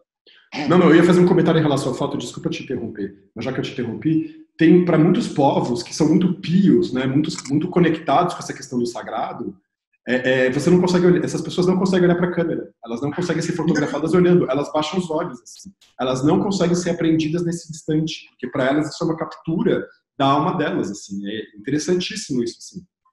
Não é a captura da imagem. Eu, por exemplo, eu não gosto de me fotografar. Então, quer dizer, essa tendência que hoje virou, de uns 10 anos para cá, acho que nem tanto isso, 5 anos, esse lance do selfie, eu fiz até um trabalho numa pós que eu fiz lá, que me intriga muito essa questão da selfie, né? Eu, como fotógrafo, tendência de olhar para fora, não consigo me enquadrar aqui, falo, puxa, eu nunca consigo. Agora, tem gente, cara, que faz isso daqui, eu já vi as meninas lá, elas fazem isso uma ciência, elas sabem o ângulo, faz, a luz e tal. Então, quando pedem para um fotógrafo fazer um retrato e ela mesma fazer a selfie, ela fala, você não sabe fazer, daqui que eu faço, faz a selfie, não sei o quê. É uma linguagem nova que surgiu, né? E que, de certa forma, eu quero até fazer uma provocaçãozinha aí, daí a gente desenvolve a parte. Eu estou observando que agora está todo mundo questionando o papel dos influenciadores nesse... Parece que ficaram sem papel. Claro. Parece que agora as pessoas estão tendo que voltar para si mesmas na questão emergencial, do dia a dia, dos cuidados, de prestar mais atenção em mim e tal, não sei o quê. Que influenciador que nada, que vida chata que esses caras vivem, né? Então, é tão maluco essa questão. A fotografia, muitas vezes, antigamente, eu acho que no processo digital não é a mesma coisa, mas no processo analógico também tem um lance muito especular, essa questão do espelho, que é o que você fotografa é invertido. É invertido de lado e é invertido de sentido. Então, o espelho traz isso também e traz uma nova possibilidade traz uma nova possibilidade de olhares e espaços. É muito louco. E é usado o espelho tipo como a máquina fotográfica. O espelho é meio entendido como igual em algum sentido, né? E tem tantos filmes e livros até que tem esse momento da pessoa, tanto como Mary Poppins, que ela se olha no espelho e ela está fazendo outra ação, ou Taxi Driver, que ele se olha no espelho e tem tanta, né? Tipo, a Alice, né, que entra no espelho. A Alice, o mais pertinente, assim. Mas é usado como essa metáfora, esse até mais concreto de permear outra dimensão, sei lá. O que tem a ver com esse negócio do outro tempo que a câmera faz também. É um outro tempo de representação, sei lá. E como é que é para vocês? Desculpa, só puxar um papo aí para o Gui falar. Como é que é esse negócio na questão do artista que está? Porque para fotografia é essa questão que tem um outro tempo, né? Mas e para você, Gui? Essa questão de trabalhar, de fazer um retrato. Então, mas você falou da fotografia. Eu nunca fui fã de fotografia, assim, de me fotografar também, e me ver fotografado, eu não gosto. E aí entra um pouco naquele lance, Ale, do que a gente começou falando, né, dessa experiência de se autoconfrontar de frente ao espelho. Mas para a arte, eu sempre... E aí eu não sei se só porque eu venho da ilustração, né? E a ilustração ela pode ser mais fã, pode ser mais cartoon. Todos os momentos eu consigo ver uma ilustração, sabe? Então eu adoro isso. Para mim, um dos meus motivadores para ilustrar é o dia a dia. São as cenas as pessoas de máscara no supermercado, a aflição das pessoas se olhando, e aí o olhar da aflição, sabe? Eu gosto do registro, e aí eu gosto E aí é que eu não sei se... Aí fica muito na minha cabeça, né? E aí entra contra o que você estava falando da fotografia. Eu consigo ver aquele momento todo, mas só eu vejo. Talvez muitas vezes eu não consigo me expressar, né? Para que todo mundo veja. Porque a ilustração entra num tom de arte, e aí cada um pode imaginar o que quiser. Como sempre acontece, assim, às vezes eu tenho uma ilustração que está... bom, sei lá, aconteceu com alguns personagens agora, até. Aí a Luísa sobe, entra aqui no quarto, olha... é o Bolsonaro gritando. Eu falo, puta, você acabou de destruir o desenho, porque eu odeio esse filho da puta, eu queria que o Bolsonaro morresse, e aí eu olho e aí eu vejo o Bolsonaro. Então, assim, eu não sei se ele tá na minha cabeça, sei lá. Mostra aí agora. Cadê? Gente, que ótimo. Não é... Eu adoro tudo. Nossa, ficou muito bom isso. Sei lá, e aí tem outros personagens que também tem o cabelinho, sabe? Por causa da franjinha dele. Nossa, mas eu não pensei nisso. Mas todos os personagens agora eu tô fazendo com cabelo diferente. Ó, enquanto vocês estavam falando, eu tava pintando um aqui também, ó, com cabelo diferente. Porque eu quero sair disso. Mas é ótimo que as pessoas que estão vendo de fora, onde eu queria chegar, né? As pessoas que estão vendo de fora enxerguem de uma outra maneira. Cara... Sim. Eu quero botar fogo em tudo isso agora, sério. Não bota fogo não, dá pra gente uns aí. Não, e eu tô assinando todos como Corona 20 Gui Craveiro, porque vai registrar esse momento. E aí eu vou lembrar dessa ação desse presidente bizarro, Aí eu não sei se eu te respondi, mas eu consigo trazer esse momento, eu entro em conflito quando alguém me mostra esse momento, mas eu acho do caralho, para mim é muito próximo da fotografia. Então foi muito legal ver a sua experiência e colocar em confronto o que eu tenho com a minha, né? Gui, para mim, cara, quando você tem essa visão dessa totalidade, que você fala, cara, eu vi aquilo que outras pessoas não viram, se você me permitir falar o que eu vou falar, cara, é nessa hora que eu acho que a gente experimenta o que é o Deus, o que é sagrado, assim. É esse instante que, a primeira vez que eu me dei conta disso, uma amiga minha perguntou assim, o que é Deus para você? E foi uma vez que eu escrevi um poema pro meu afilhado, brincando com isso, que justamente Deus é uma coisa furtiva, que escapa e de repente faz a gente sorrir e tudo mais. E aí a única palavra que eu consegui falar para ela foi assim, é o espanto. E foi a minha primeira noção, isso faz 11 anos, estava lá com 29 anos, e foi a primeira vez que eu consegui falar, nossa, caramba, que engraçado, encontrei uma definição para Deus. E o que eu chamava de espanto é exatamente o que você está falando, é esse momento de qualquer instante, tipo um piscar de olhos, em que essa totalidade do todo ela se revela assim como um átimo um instante assim que você fala, caraca. E eu acho incrível, para mim, os artistas, os poetas, os profetas, os delirantes, eles ficam o tempo inteiro conectados com esse espanto, sabe assim? E aí, claro, qual que é o mistério que faz com que o poeta seja o poeta, o profeta seja o profeta, o delirante seja o delirante, o filósofo seja o filósofo, sendo que eles estão confrontados com esse mesmo átimo de instante dessa completude e dessa totalidade do todo, né, como eu gosto de chamar Deus, assim. Então, e que ao mesmo tempo não é nada além justamente do tempo que te cabe, né? É um piscar dos teus olhos, é o teu lugar, é o teu. Então, nesse sentido, é isso que eu acho incrível nessa posição, que a totalidade do todo, ela é para você desse modo. Então, é a sua deidade acontecendo para você ao seu modo. Nesse sentido, a gente pode falar, sou atravessado por Deus, há Deus em mim, tudo, mas eu acredito nessa narrativa. E não que isso seja algo que você possa evocar como um Deus que se evoque, ou que você possa rezar e barganhar para ele, nada disso.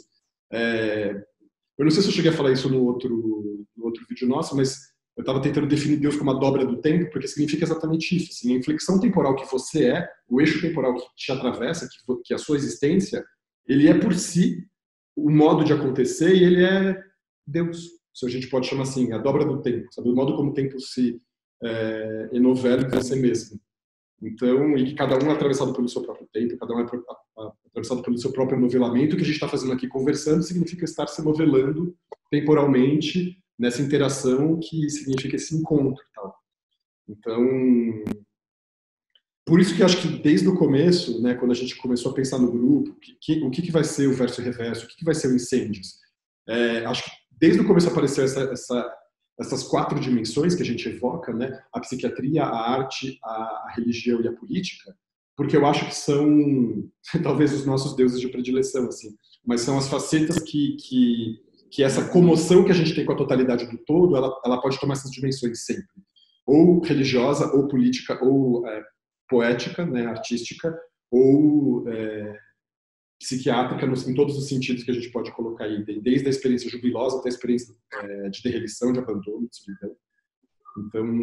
Olha, não sei se cortou para todo mundo, na hora que você fala que junta nós 4, cada um com o seu olhar, cortou bem nessa hora. Tá, não, o que eu estou querendo dizer é justamente que o que a gente propôs como grupo aqui para a gente conversar já tinham essas 4 dimensões, né, da psiquiatria, da arte, da religião e da política, porque eu acho que são os modos como nós vivemos laicamente as nossas derivas da totalidade do todo, assim, né? Como a gente entende essa completude da vida pelo âmbito político, pelo âmbito religioso, pelo âmbito... E o religioso pode ser ateu, né? Não quer dizer que seja necessariamente uma liturgia. O âmbito psiquiátrico, no sentido da compreensão de si, e artístico, no sentido do modo como você se expressa, poético. Né? Então, daquilo que você faz da sua vida. Deixa eu... eu estava vendo aqui uma coisa que o Alê falou e eu lembrei de uma escritora que eu admiro muito, acho fantástico, e que, lendo aqui, acho que casa muito com o que a gente está falando aqui. Permita que eu vou ler um trechinho aqui da Hilda Hilst, né? Aí ela fala assim: Deus, uma superfície de gelo ancorada no riso. Isso era Deus. Ainda assim tentava agarrar-se àquele nada. Deslizava geladas cambalhotas até encontrar o cordame grosso da âncora e descia em direção àquele riso. Tocou-se. Estava vivo, sim. Quando o menino perguntou à mãe: e o cachorro? A mãe: o cachorro morreu. Então atirou-se à terra coalhada de abóboras, colou-se a uma toda torta, cilindro e cabeça ocre e esgoelou. Como morreu? Como morreu? Interessante isso daqui, né? Nossa, incrível. Nossa, é uma superfície de gelo ancorada no riso. Incrível, é maravilhoso. Uma superfície de gelo ancorada no riso. Né? O cachorro morreu, mas como morreu? Como? Então, isso daí é uma coisa, cara, a questão da finitude da morte é uma coisa que, para uma criança, por exemplo, eu perdi minha mãe muito cedo, perdi alguns parentes cedo também. Então, como morreu? Como aceitar isso, né? E eu acho que na vida a gente não trabalha isso, cara. Se você não entra pelo caminho de uma análise ou fazer alguma coisa ou procurar um profissional de psiquiatria, tal, não sei o quê, cara, você só vai realmente, talvez, virando uma carola de igreja, alguma coisa assim, para tentar superar. Mas, assim, é uma questão... A vida, a grande questão da vida é a morte, cara. A gente precisa trabalhar, quer dizer, e talvez o grande aprendizado da vida, o grande conhecimento que se possa ter é toda uma preparação para encarar esse momento, essa questão da finitude, né? Então, como a gente é despreparado para isso, né, cara? Eu gostaria até que o Ale falasse alguma coisa disso. A gente é muito despreparado. Nossa, perfeito. Eu ia falar exatamente e entrar na sua fala espontaneamente aqui, porque você falou uma coisa que me tocou muito, Marcelo. Cara, eu estava pensando nesse sentido, qual é o papel da escola, né? Porque a escola prepara muito mal a gente para a vida, porque ela prepara a gente para o vestibular, para a faculdade, para responder prova e tudo mais. Uma das obviedades para mim dessa afirmação, a escola não nos prepara para a vida, é que as escolas não ensinam às crianças psiquiatria, psicologia, psicofobia, psicopatia. A gente sai das escolas sem saber o que é tristeza, sem saber o que é depressão, sem saber o que é angústia. A gente não sabe nomear essas coisas. Ou a gente aprende isso em casa, ou a gente não está preparado. Talvez a coisa mais óbvia que as pessoas deveriam aprender justamente fosse sobre a questão da psique, de quem nós somos e tudo mais, porque é isso que a gente vai se confrontar cotidianamente nas nossas relações humanas, em qualquer profissão, independente de ser médico, padeiro, lixeiro, engenheiro, não importa.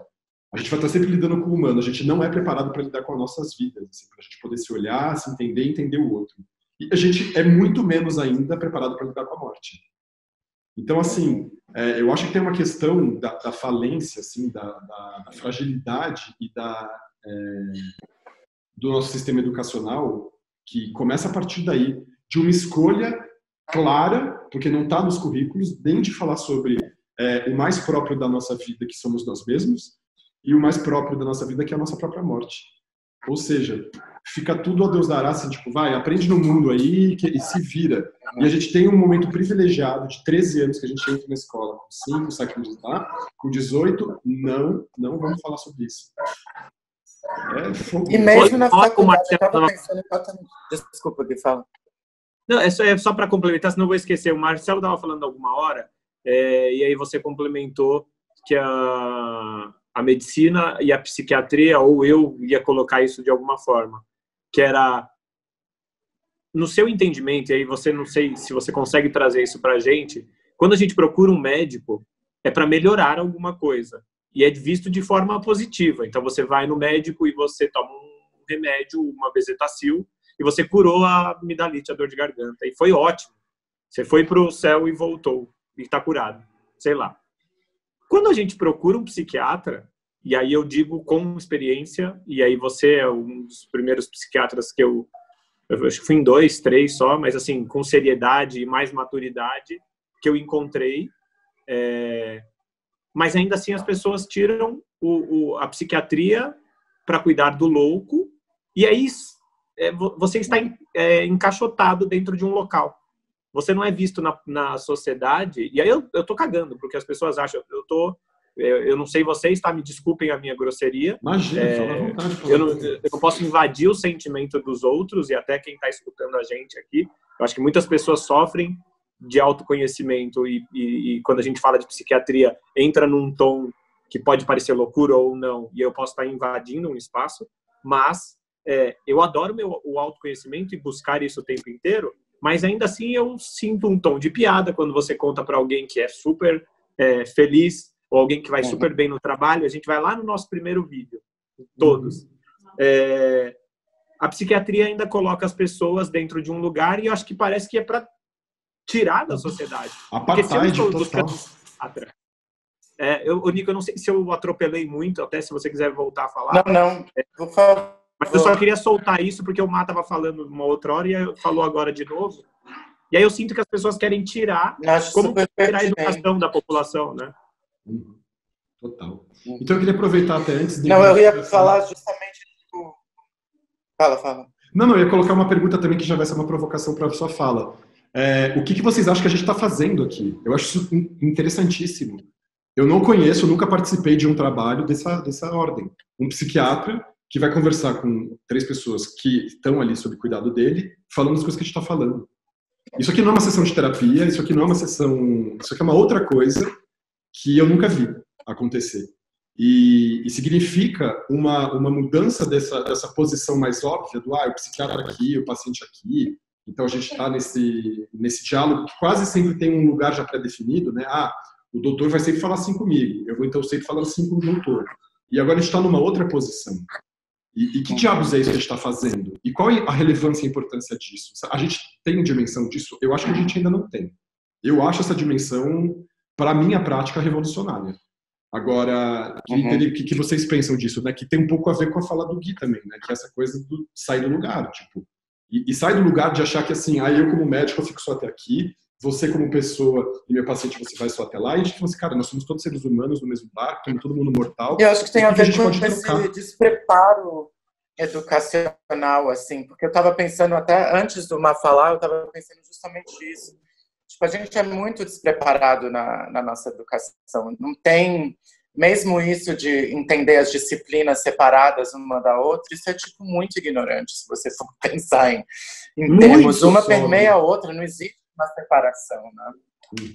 E mais do que isso, aí voltando para essa questão inicial do espelho, do corpo e o negócio da morte que o Má trouxe tão bem, assim, tipo, que é essa questão essencial, assim, e de alguma maneira canalizado através do corpo e desse desconforto de se conhecer, desse autoconhecimento de mente e corpo, sei lá. Eu pensando na faculdade, a gente também, de novo, nessa coisa errônea, de repente, de segregar as disciplinas, tipo, você aprende a estimular, tipo, você é encorajado a estimular o seu pensamento e etc., suas teorias. E eu estava pensando também na escola de arte, eu acho que é um dos únicos departamentos que, tipo, na aula de fotografia, aula de performance, tipo, é quase um rito de passagem usar seu próprio corpo como um meio, né? Tipo, é quase um rito, tipo, ela vai, aquele primeiro ano de faculdade, você se monta e tal. E tem muitos fotógrafos, a Cindy Sherman, mais importante, que fez uma carreira de se vestir de outras pessoas e fazer autorretratos, né? E isso que o Gui falou é justamente, tipo, eu estou relacionando muito soltamente, assim, mas esse negócio de ocupar diferentes espaços, mesmo em disciplinas, corpos, ou esse negócio que é a religião, e não para taxar o cristianismo como um inimigo, mas acho que é uma coisa que o cristianismo, tipo, podou, que a gente não pode ter uma multiplicidade de experiência. seja de disciplinas, do corpo e mesmo do Timothy Leary que você falou. Tipo, a grande coisa dele era sair do seu corpo, tipo, se enxergar como um outro. E a gente não a educação parece que restringe disso, né? Faz o oposto, faz a gente se segregar e condicionar uma coisa só mais e mais, né? Acho que um dos meus grandes conflitos é isso, tipo, onde que eu me caibo sendo uma coisa só. Cara, para mim o cristianismo, Nico... Desculpa, fala. Não, terminei. Não, é isso. Eu acho que eu ia só reiterar. Tá, não, você falou que é engraçado. Não, que toda a nossa experiência é através de um corpo só, mas como todo mundo sabe, através ou de drogas, ou de se olhar no espelho, ou de autoconhecimento, você vê que você se desdobra em muitas coisas, né? E, tipo, eu acho que a gente tem um moralismo nisso tudo, tanto na educação, que você não pode ser opostos, né? Tem que, tipo, que isso é uma esquizofrenia, que isso é, tipo, um lugar que não avança, né? Não sei. Total, para mim o cristianismo, completando um pouco a sua fala, é a religião necessária, acho que é uma religião interessante, o monoteísmo de um modo geral. Eu acho bastante interessante todas as concepções sagradas do monoteísmo, só que eu acho que ela é uma parcela do todo. Eu não acho que seja religião total, é uma religião parcial, exatamente. Porque para mim o monoteísmo, então estou falando do judaísmo, do islamismo, do cristianismo, é a ciência da depressão, é a religião da depressão, da tristeza, da grande depressão humana. Tanto é que a primeira manifestação que você tem logo depois da instauração do monoteísmo cristão na Europa é uma grande depressão, que se chama Idade Média, né? Teve toda uma reorganização social adequada para isso, mas culturalmente falando, teve um apagão que só foi se reerguer 1.500 anos depois. Então, é necessário essa introspecção, esse fechamento para si, essa restrição, essa solidão, no fim das contas, né? Esse solipsismo. Será que esse é o lugar sagrado de eleição do monoteísmo cristão? E aí é interessante imaginar como a psiquiatria é um eco disso, né? Porque, no fim das contas, a psiquiatria virou a ciência da solidão. Do mesmo jeito que o cristianismo é a religião da solidão, a religião da tristeza, a religião da derrelição, do abandono, da falta. E o que significa... E como que, são parênteses, como que trouxe, é entendido como uma fraqueza, ainda por cima, né? Sim, total. Embora essa religião justamente queira mostrar a força e a potência desse lugar. Isso é incrível, nesse sentido que é incrível. Porque o Cristo é aquele que vai morrer pelo defeito, pelo massacre, sendo destruído, pela humildade, e vai ressurgir depois como um grande arrebanhador dos povos. Assim. Mas é incrível mesmo, é impressionante. Agora, é impressionante também a virada que eles conseguiram dar, né? Porque acho que a tristeza é esse denominador comum da nossa humanidade, né? A solidão, o sentimento de abandono em relação à deidade e tudo mais, esse sentimento de ser pecador e tudo mais, de estar abandonado dos deuses, né? E como eles arregimentam esse discurso e enquadram a gente nessa questão do tipo, então agora, amigão, reconheça-se como um faltante do sagrado, você é um pecador, você foi afastado do divino e agora vai sofrer até a tua morte e esperar que melhore lá depois. E para mim a única resposta a isso, e a palavra não me sai da boca, é essa palavra, júbilo. Nós precisamos viver jubilosamente. Até essa palavra é apropriada pelo cristianismo, nem sei como, até se alguém souber melhor falar sobre isso, mas assim, o que eu estou chamando de júbilo são os mistérios gozosos, são os prazeres, e não no sentido hedonista puro, do tipo, vamos nos disfarçar do nosso sofrimento gozando hoje e tal. Não, estar aberto para o que essas experiências gozosas, jubilosas, intensas e tal, elas podem nos falar, inclusive da nossa solidão, inclusive da nossa solitude, inclusive da nossa individualidade, e não no sentido narcisista, egóico, de eu sou o máximo e tal. Não, pelo contrário. No sentido em que isso me liberta, porque eu também vou ter que reconhecer no outro o gozo do outro, o júbilo do outro, a alegria do outro, o tesão do outro. E isso é libertador na medida em que eu me liberto e liberto o outro para ele ser quem ele pode ser. E aí eu não deixo mais as pessoas num quadro, porque eu sei que aquela pessoa vai poder ser a multiplicidade dela. E aí, de novo, a gente volta para aquela questão do monoteísmo como sendo o modo de ver a luz como a luz branca e o politeísmo como sendo o modo de ver a luz como a luz refratada, né? Todas as outras cores, e que no fim das contas são o que a gente vê mesmo. A gente vê com o tempo inteiro cores, nuances, diferenças, sutilezas e tal. E todas essas sutilezas reunidas, elas são uma coisa que é a luz branca. Então, e esse júbilo é o que a gente entende assim de tabu, né? Tipo, todas essas coisas de libertações são os tabus, na verdade. Perfeito. Então, e aí a gente faz o quê, né? A gente vai se dar a liberdade de poder dançar pelado na frente do espelho e ver o que acontece com isso? A gente vai se dar a liberdade de falar, sabe, será que eu me amo e eu quero entender o que essa pergunta significa? Eu vou me dar a liberdade de poder falar com os meus amigos, caralho, eu amo vocês, eu quero estar aqui, eu quero conversar. A gente vai se dar essa liberdade de falar para as pessoas o quanto elas são incríveis e é prazeroso encontrá-las, é jubiloso poder viver e tudo mais.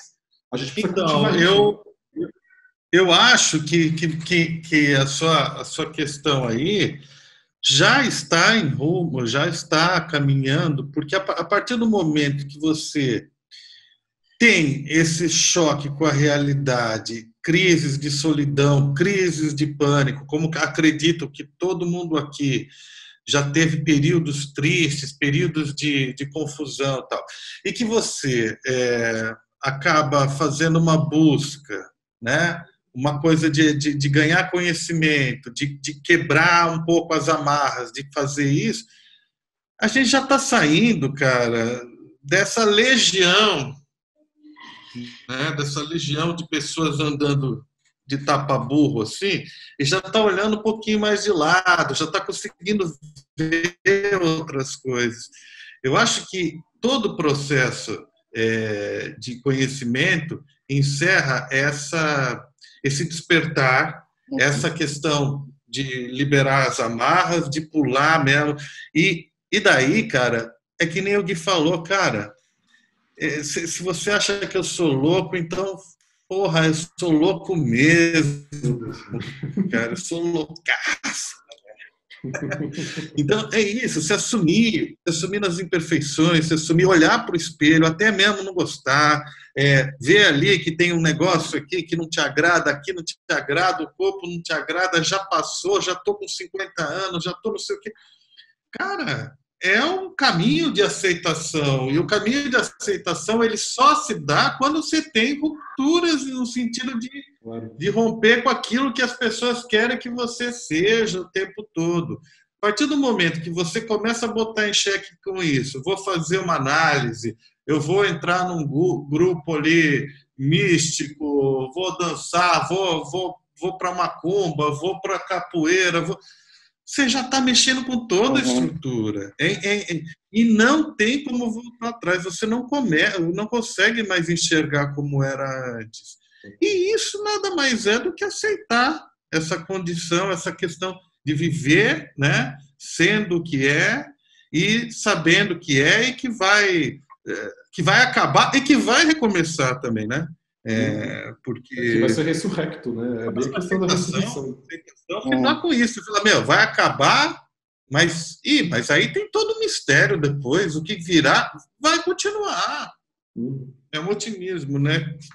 Cara, eu acho que isso podia puxar, na sua fala, Marcelo, quando você fala de se desprender, né, e você fala desse esforço de se encontrar e de abandonar essas coisas que nos amarram e tal, eu pensei na questão da mochila mesmo, que é um tema que a gente estava querendo conversar, né? Que é do texto do Nico, tal, sobre a questão da mochila desobediente. E que eu acho que a gente podia evocar, né, Nico? Vamos trazer isso para a próxima, cara, porque você vai dando uma dimensão tão interessante disso que é fatalmente o primeiro objeto humano, né? Tipo aquilo que a gente usa para carregar as nossas primeiras coisas, e que a gente tem que se desprender constantemente disso, né? E as mochilas, elas vão ganhando outras dimensões, não sei. Mas eu acho que eu gosto muito do que ele escreveu. Acho que a gente podia falar sobre isso aqui, né, Nico? Não hoje, né? Acho que a ideia justamente é deixar a chamada, mas o que você acha? Eu acho ótimo. E eu acho, assim, para também, só para deixar um gostinho aqui, acho que todo mundo assistiu, se não assistiu, assista eu já assisti faz tempo, o filme do Lars von Trier, que é aquele Melancolia, né?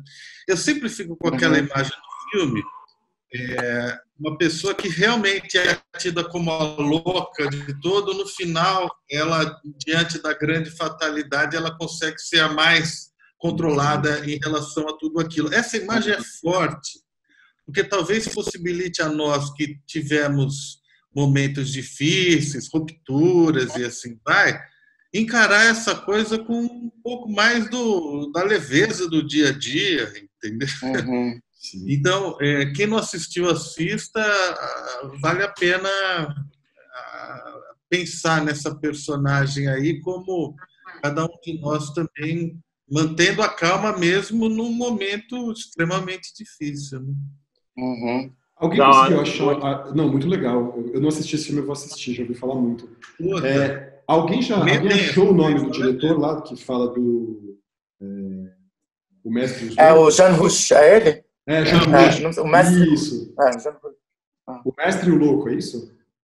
O Mestre Loucos. Os Mestres Loucos. Os Mestres Loucos, perfeito, maravilha. Jean Rouch, né? Eu já assisti, mas eu quero rever. É muito... Jean, só para quem está ouvindo. Eu também vi na faculdade, eu acho, mas eu não lembro. Só para quem está ouvindo a gente, mas a gente escreve depois na descrição do vídeo, é Jean, como se escreve em francês, né? J-E-A-N, Rouch, se não me engano, é R-O-U-C-H, não é isso? Jean Rouch, né? Uhum. Perfeito, maravilha. Então é isso, pessoal. A gente podia, isso seria interessante também, compilar todos os nomes que a gente citou de repente, mesmo para nós mesmos. Né? Beleza. Como eu estou escrevendo a descrição dos vídeos quando eu faço chamadas, manda para mim. E aí eu coloco na notinha o nome do Jean Rouch, o filme do Lars von Trier, as autoras que você comentou. Gui está querendo colocar alguma coisa também a mais aí no... Não. Tranquilão? Beleza, pessoal. Tranquilo. Então, vamos lá, porque já deu quase 2 horas aí de gravação. A gente sempre empolga, mas é ótimo.